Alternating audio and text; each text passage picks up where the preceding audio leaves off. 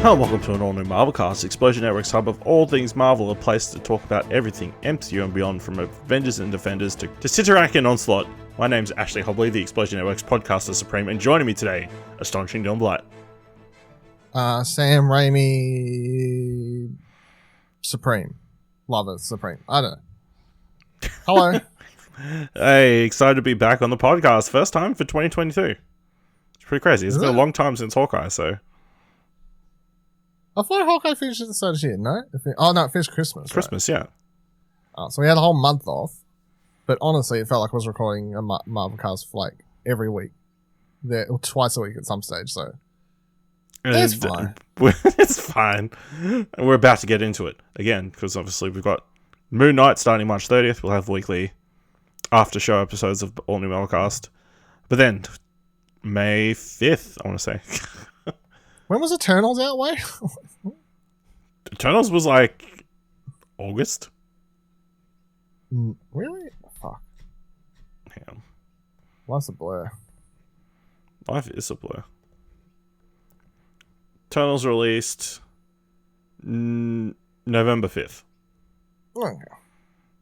Okay. So a little bit closer, but yeah. Obviously, we had SpiderMan. Check out all those episodes. But yes, next big MCU film is Doctor Strange in the Multiverse of Madness. Every night, I dream the same dream. And then...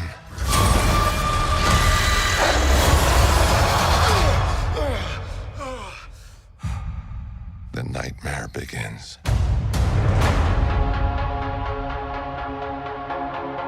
I did what I had to do to protect our world. You cannot control everything, Strange. You opened the doorway between universes, and we don't know who or what will walk through it. Wanda, what do you know about the multiverse? Viz had his theories. He believed it was dangerous. He was right.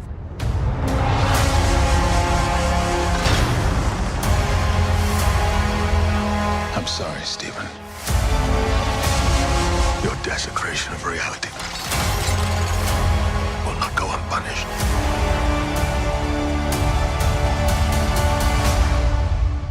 We should tell him the truth. We've got a new trailer thanks to the Superbowl. Of course, the movie coming out May 6th. Dylan, what did you think of the latest trailer of Doctor Strange at the Multiverse of Madness? Of course, we got that the trailer / end credit scene at the end of No Way Home, but this is a lot more. We got to see a lot more in this. They call this the final trailer. Doesn't the movie come out for like 2 months or something? Yeah, it's an interesting trend where Marvel's only putting out like 2 trailers for stuff now. Yeah, and then they put out like one after the movie's been in the cinema. That like has more spoilers or something in it. Yeah. Usually. Also, I'm going to just say it here. Spoilers for Spider-Man No Way Home. Actually, just spoilers for anything MCU to date. Yeah, I feel like if you're listening to this podcast, it's an unwritten rule. We're going to spoil anything that's like out. Yes. Anything that's out, anything Marvel related, movie-wise or TV related, we're going to talk about. Yeah. It's a niche podcast. Up to date. Focused on MCU. Yeah. Because very few people have watched every single MCU thing that's come out. No, I mean like it's very small. The podcast is focused on a specific thing, which means that spoiler rules are a little bit different than like other shows. Yeah, I like the trailer. I think it was cool. I think it shows a lot of really interesting visuals. It has that sort of, Sam Raimi's doing this whole, it's going to be a horror movie sort of thing, to which I'm still a bit like, we'll see how much of that turns out to be true. But, I mean, it does have definitely, like, some weird imagery and stuff. The dark, evil Doctor Strange, whatever you want to call him, like, he just, like, that line, he's like, even though we've seen it before, I still just, it's cool. He's like, things got a little bit out of hand. Like, and just the look on his face. You got the fucking Doctor Strange with 16 arms or whatever at the end that was fucked up. The Zombie. face cracking shot, zombie thing. There's a lot of cool imagery and stuff in here. Obviously, I think the multiverse is a really cool direction for the MCU to be taking, because it just gives them so much more freedom to play around with wacky visuals and themes and stuff like that. And I feel like this movie hopefully meets in a nicer middle than No Way Home, where No Way Home primarily uses the multiverse as sort of this big party to get all the Spider-Men together, and like that's sort of as far as that goes. Whereas this looks to be, hopefully, has a bunch of alt universe versions of characters, plus just exploring some of the more interesting directions. And by that I mean, so if you've got Doctor Strange looking at a version of himself who went crazy, that's like, that can lead to interesting like character discussions, or like, you know, like what's that mean for Doctor Strange? Does that change the way he acts when this movie's over, because he's seen how bad things can go? If Wanda's viewing another version of herself, does that change her? You know what I mean? Like, It seems that the movie's doing a little bit more character driven stuff, as well as we'll get to, I don't want to say it because we'll get to it. Obviously the stuff that's a bit more just like, whoa, was that who I thought it was? Oh my God. So we can have a bit of both, which is fine. Yeah, I thought it was a good trailer, like really interesting visuals. It is crazy to think that Sam Raimi has not made a film since Oz the Great and Powerful in 2013. Oh. And yeah, and then before that was Drag Me to Hell in 2009. So his first time making a horror in quotation marks movie in like over a decade. It's pretty crazy, and it seems like there's elements of his humor and that kind of stuff, and like the way some of the characters like deliver those lines, like the way Doctor Strange says got a little bit out of hand, the way Wanda says that doesn't seem fair, and that kind of thing. Those seem like very Sam Raimi line deliveries, and like it's interesting to see him play in like the MCU, especially when we've recently watched his 3 Spider-Man movies. I don't think we'll have anything nearly as campy or as musical as any of those. But yeah, it's a nice, interesting juxtaposition and that kind of thing. With some interesting visual things, like obviously the Doctor Strange universe kind of lends itself to the crazy visuals of like him having chunks of his face kind of cubed out. That was freaky. And then I think maybe the best shot of the trailer is like that zoom in on Wanda's bloodied face or whatever into her eye, and apparently people have done close-ups and there's like it looks like there's someone's trapped in her eye and that kind of stuff. So yeah, I'm really keen. I think it looks amazing. I think obviously you can break down bits and pieces, we'll get into it, but like it definitely seems like it's going to be definitely going to explore the character of Doctor Strange, and especially if they're juxtaposing him and Wanda against other versions and other reality versions of themselves, which seems to be what it is. Like, it's hard to definitely assume what the story of the film is going to be, but you know, I think we can safely say there's going to be ultimate versions of both Doctor Strange and Scarlet Witch in this movie. Well, like they obviously hint, they're like, oh, you played with the multiverse, like that's bad. So obviously that's Spider-Man, but he closed it off at the end of Spider-Man. Yeah, so it's like, does he start messing around again? Listen, this raises 2 questions. Is that what set this off? And then 2, what does he remember of why he actually did the spell? Because I love the idea that he thinks he did it for this super important reason, and it's because the reason he originally did it is to make sure Spider-Man could get into college. Which it would be, I guess. Yeah. Yeah.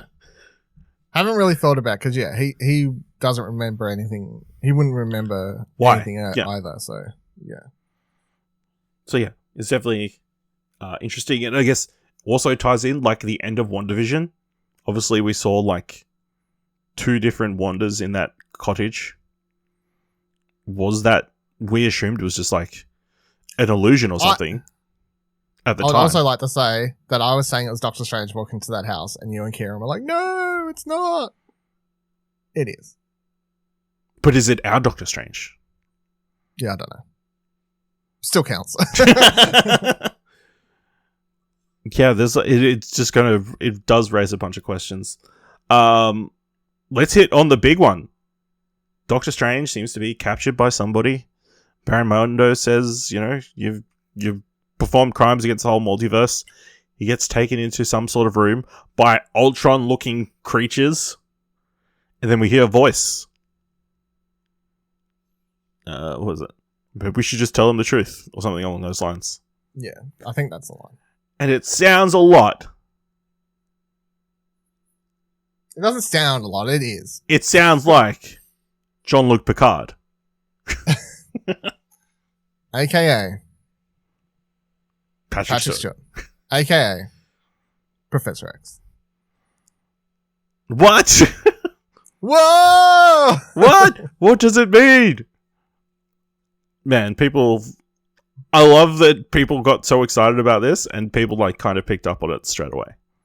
Because he does have a distinctive voice. He has a very distinct, and we've heard him. Voice. He's got the record for the most appearances in a movie as the same character in a movie or whatever. So it makes sense. But what does this mean?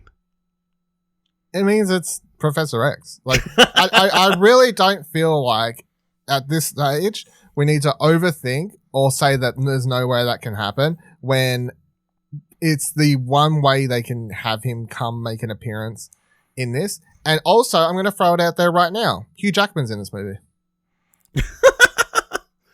Because Hugh Jackman said the only way he would come back and play Wolverine is if he got to appear in the MCU. Now you're never going to have Hugh Jackman come back and play that character as a long-running version of Wolverine if they bring Wolverine into the MCU. However, if they wanted to reward and give the fans that one final Hugh Jackman Wolverine appearance in costume and everything, this is the only film I could see that happening. So I'm going to throw that out there now. Not to say that's something I particularly want or care for, because I could live with or without it. But I'm going to say, given that that's how he said the only way he would come back is if he could be in the MCU, I would say that he could make an appearance in this film, and that him and Patrick Stewart as Professor X are the two X-Men characters in this. I feel like that would be actually not even... I don't even feel like I'm crazy saying that. I feel like I'm sort of in the scheme of what could happen. That's pretty yeah, that seems pretty it would make sense. Yeah, I mean, it's possible. That would be pretty cool, to see Hugh Jackman back. Obviously, he's the most beloved part of that X-Men series. And easily the most memorable character. So, have him back as well would be really cool. It seems like they're building up some sort of Illuminati, which in the Marvel Comics was this cabal of high-ruling, important characters, heads of different teams and that different kind of thing, who were pulling the strings behind the scenes, for everyone who didn't know. It seems like they could potentially be doing that, but in some sort of multiversal, these are the protectors of the multiverse kind of thing. But one of the most prominent members of the Illuminati was Tony Stark. Obviously, we've got all these robots going around in this trailer. Is Tony Stark going to show up? Isn't that the rumor that everyone kept shutting down, that Tom Cruise was playing Tony Stark? That I would actually love that, seeing as he was meant to. He was attached to the project. That would be a cool in joke for people who know, but then people would be like, "Oh, that's crazy." Tony Stark's played by Tom Cruise. I mean, Tom Cruise, he needs a payday, doesn't he? I feel like he would do it. Yeah. And it's not even that crazy. In the world we live in now, talking about crazy cameos and I feel like after SpiderMan, the sort of rules, the wheels are off, anything is possible. Yeah.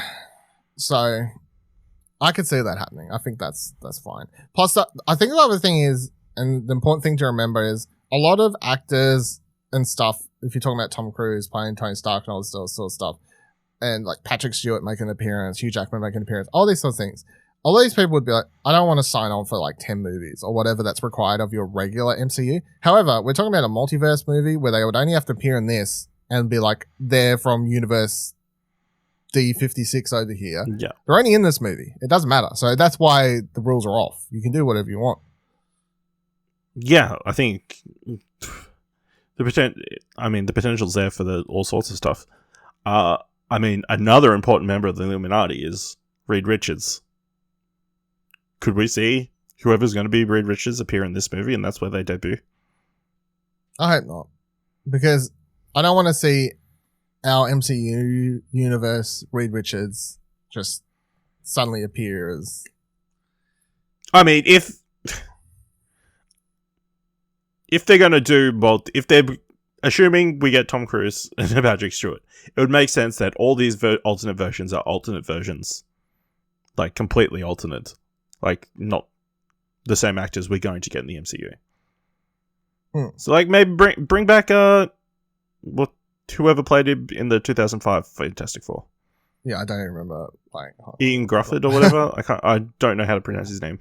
Yeah, like get him. It's fine. Because then, like, there's no reason you can't be like, oh, this is Patrick Stewart's. Like, you don't need to, like, make the timeline make sense.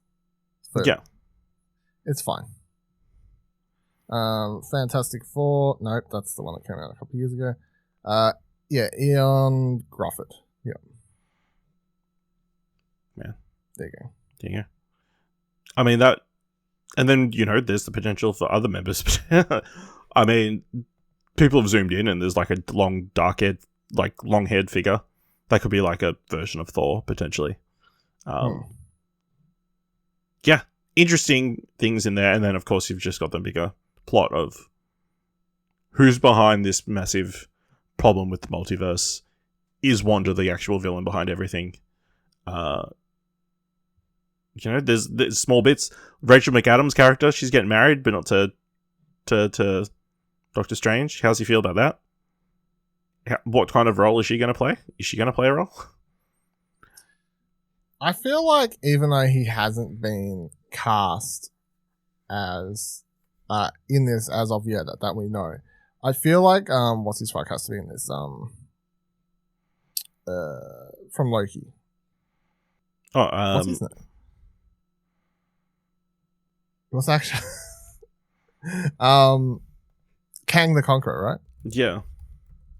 Jonathan Majors. Fuck. I put my money on him being in like an end credit scene. But sure, because A, multiverse. B, Loki like clearly explains he's been like Loki until these movies want to explain me otherwise, and like even with what happens, as far as I'm concerned, the only reason Doctor Strange was able to do what he did in SpiderMan was because Loki, the Loki series takes place before that, and it, like the Guardian who was keeping all the timelines from like the time from being able to be fucked with is gone. The rules are off. So it all sort of comes back to Loki as a series, as a sort of prelude to the multiverse events. Plus, Michael Waldron, who was the head executive person on Loki, is one of the two writers on this film. Is the writer? I thought someone else was writing it. No, it's just written by Michael Waldron. There you go. Never mind. Well, he's the writer. Yeah, I could definitely see some tie-ins, and that would be cool to see him back. But I think at that point, it's like kind of getting. He could be on the council. He could be one of the people on the council.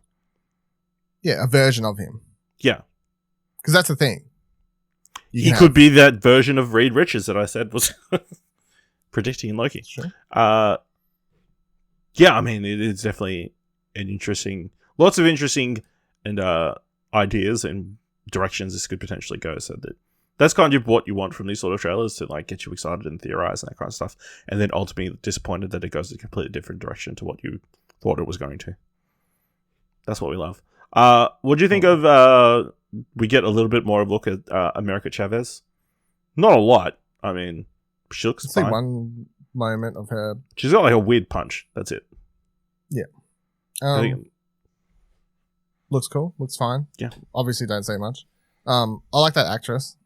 Yeah. She's got like charisma, like personality to her, and everything in what I've seen her in. So, In the Babysitter's Club. Yeah. Yeah.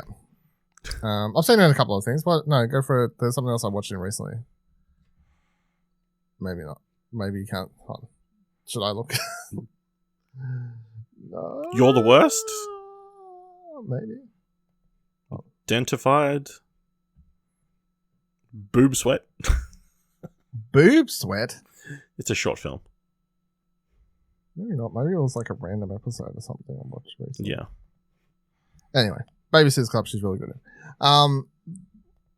That character, I don't know too much about. I think I read like the first issue when it dropped just randomly, and I never really read more because I was like, well, it's fine, whatever. She doesn't have the major costume or whatever in this, which I have no problem with because I don't really like the costume anyway. So, yeah, from what we see, it looks fun. Absolutely. All right. Anything else you want to talk about from Doctor Strange? Nah. It's like still 2 months away, isn't it? Yes, still just under 3 months away. Although you said, you told me, not as good as the Moon Knight trailer. It's true. Moon Knight trailer was better. I'm very keen for Moon Knight. Yes. You can listen to us talk about Moon Knight when we come back, March 30th. But until then, let us know what you thought of Doctor Strange and the Multiverse of Madness by going to Twitter at explosionnev.com/Twitter or jump to Discord at explosionnev.com/Discord. If you want to help us out here at All New Marvelcast, leave us a review on Apple Podcasts or on Podchaser. Tell people about the show or give us 5 stars wherever you can give us 5 stars. And if you liked this episode, thought it was worth it all, head on over to our Ko-fi page at explosionnev.com/support. Alright, well, make sure you're watching Moon Knight, which is the next thing we'll be talking about, and join us next time for another All New Marvelcast.